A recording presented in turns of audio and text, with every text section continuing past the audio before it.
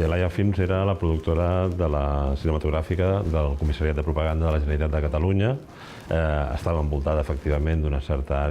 àurea mítica, tant pels fets heroics que van enregistrar com totes les vicissituds que van viure els materials durant el franquisme fins que van reaparèixer amb la democràcia. El material està en possessió de Filmoteca de Catalunya i Filmoteca Espanyola, però, al meu entendre, calia una reflexió més a fons per intentar arribar el més lluny possible sobre la naturalesa de què era Laia Films, el context que per mi és fonamental, que era la confrontació entre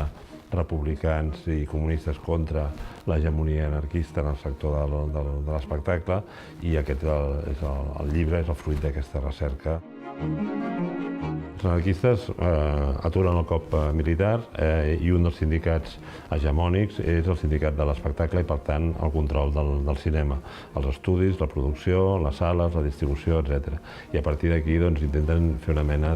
de monopoli. El que passa és que la paradoxa és que depenen dels ingressos de les sales i les pel·lícules més revolucionàries no generen grans ingressos, amb la qual han de pactar amb Hollywood, amb les majors.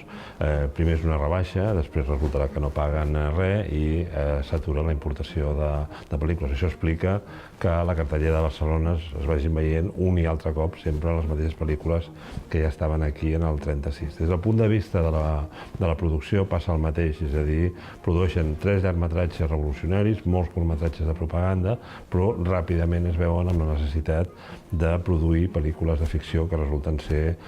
comèdies molt lleugeres i tan blanques que fins i tot alguna d'elles s'acabarà estrenant durant el franquisme sense cap mena de censura. Laia Films és la pinça entre republicans i comunistes per neutralitzar l'hegemonia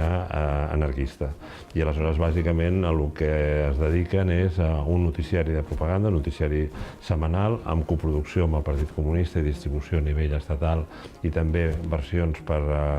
Europa, en francès i en anglès, i uns documentals temàtics que, mentre el noticiari el que fa és explicar el curs de la guerra, els esdeveniments, les visites importants, etc. Els documentals més aviat el que mostren és la vida a la rereguarda, les tradicions culturals, l'artesania, una normalitat que es veu amenaçada per l'amenaça del feixisme. Evidentment, una història tan intensa i tan convulsa ha d'estar protagonitzada per personatges molt èpics, en tots els sentits de la paraula. Aleshores, per mi l'heroi és Joan Castanyer, el director de Laia Films, una persona vinculada amb Buñuel, amb Picasso, amb Renoir, etc. També hi ha la picaresca de Paco Elías, que és el fundador dels estudis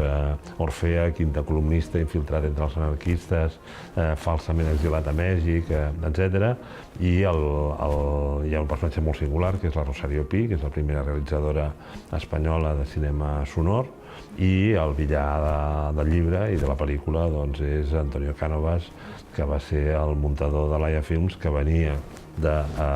l'àmbit anarquista i que acaba sent qui porta tot el material de Laia a Madrid i el lliura a les autoritats franquistes per inspeccionar qui ha col·laborat amb aquestes produccions.